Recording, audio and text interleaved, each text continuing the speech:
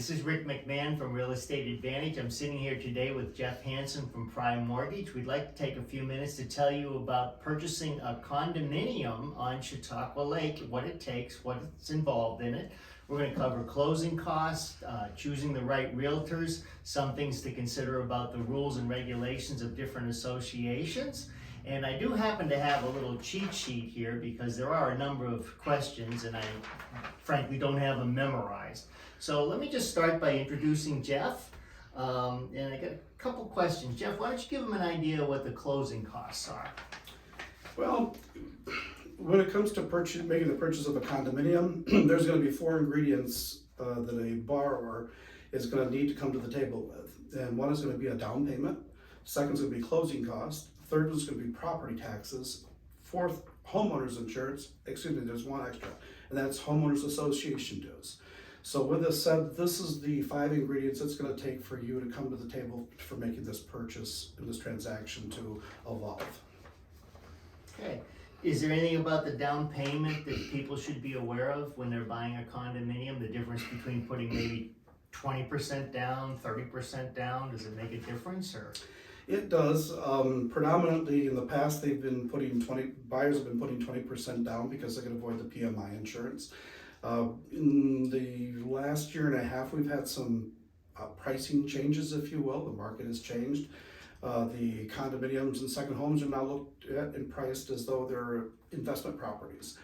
Not that they are, but they are priced that way. If a potential buyer decided to put 25% down instead of the 20% down, they could see a substantial difference in the pricing. Essentially, the cost to the buyer would be less. So how do they actually handle it at the closing table as far as the prorating of everything, the taxes, the HOA fees, and all the different costs that go into it? Well, that's all determined by the settlement agent, the closing agent, or what we call in New York State the attorneys, because we are an attorney state. They set up they actually will work with our closing department or any other bank's closing department. They'll go through the fees associated with making this purchase. They'll take those property taxes and they'll prorate them based on what month and day the closing is going to be, because the seller's responsible for paying some of those taxes and so is the buyer. Okay. So in your experience, are there additional bank fees involved? Anything with appraisals that somebody has to be aware of? Well, certain insurance requirements? Yep, there is some differences between the purchase of a condominium and a standard second home, if you will. When you're making a condo purchase, there's going to be two entities that need to get approved here. And this is why sometimes buyers can get a little frustrated sometimes because we have to jump through a few more hoops. The buyer has got to get approved and the condominium association has to get approved. We're going to check out both the buyer to make sure they're qualified and the association to make sure that they're qualified. Every bank will want to make sure that the association is being managed properly. So in choosing a lender, you obviously have experience in doing these types of mortgages and stuff. What should somebody be looking for? What they should be looking for, Rick, is potential buyer should be asking the lender, whoever they decide to use, do you have this condominium association on your approved list? I'm not saying they can't get approved, but if they already have that condominium complex approved, it seems to go a little easier as far as the closing goes. They haven't got to jump through so many hoops prior to closing, if you will. So we're going to ask for things like the budget.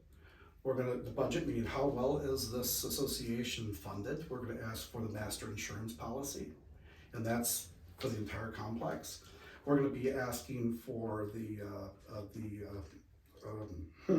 questionnaires, condo questionnaire. We want to know how many people are renting within that association and how many are actually using these properties as a second home.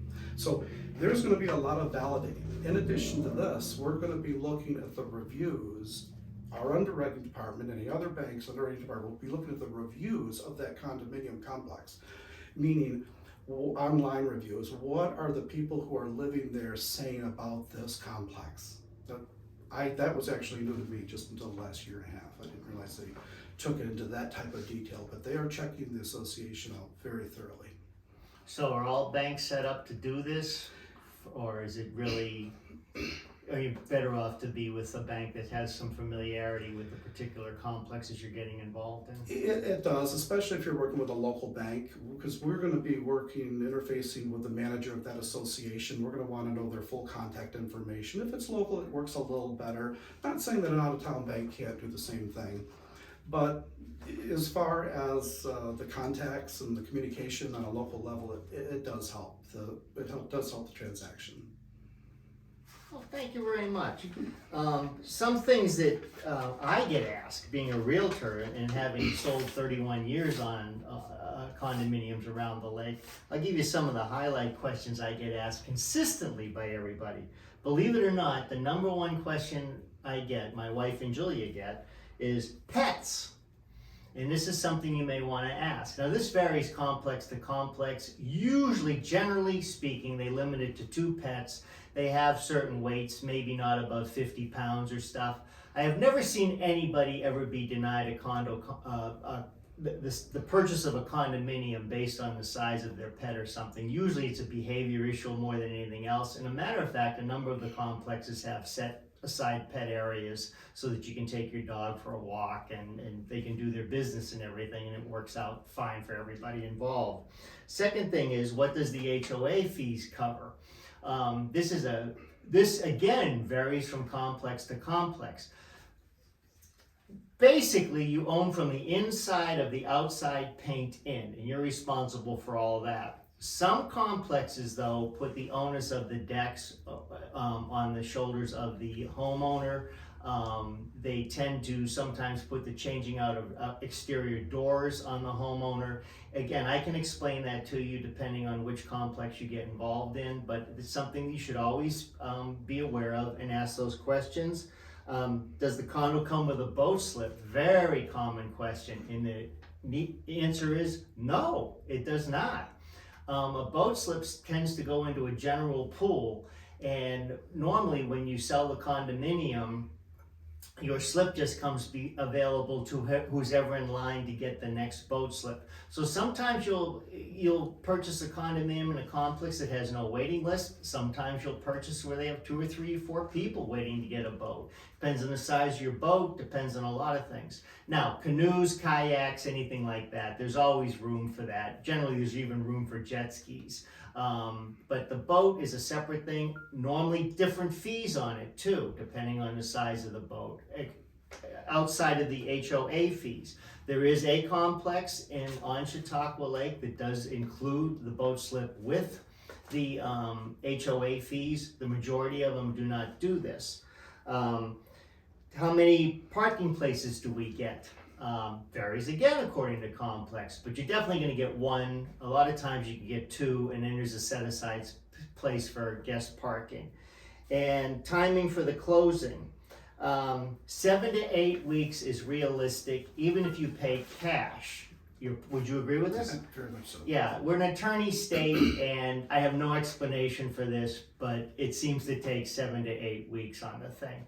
Final thing you may want to ask, any special assessments. Now, this should be disclosed right up front as part of the property disclosures on it, and just the general realtor you're working with should know that information. But there can be an assessment coming down in the near future that they're doing for a special project at the complex, and you want to know about that and how that's going to be dealt with. Is the seller going to pay for it? Are you going to pay for it? How are we going to actually do that? Putting all that into the pot, if you will, and stirring it up, you should have a pretty smooth transition in purchasing a condominium.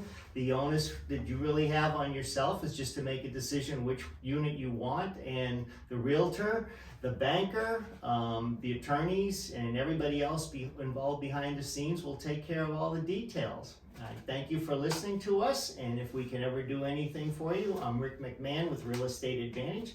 This is Jeff Hansen with Prime Mortgage. You have a great day now. Thank you.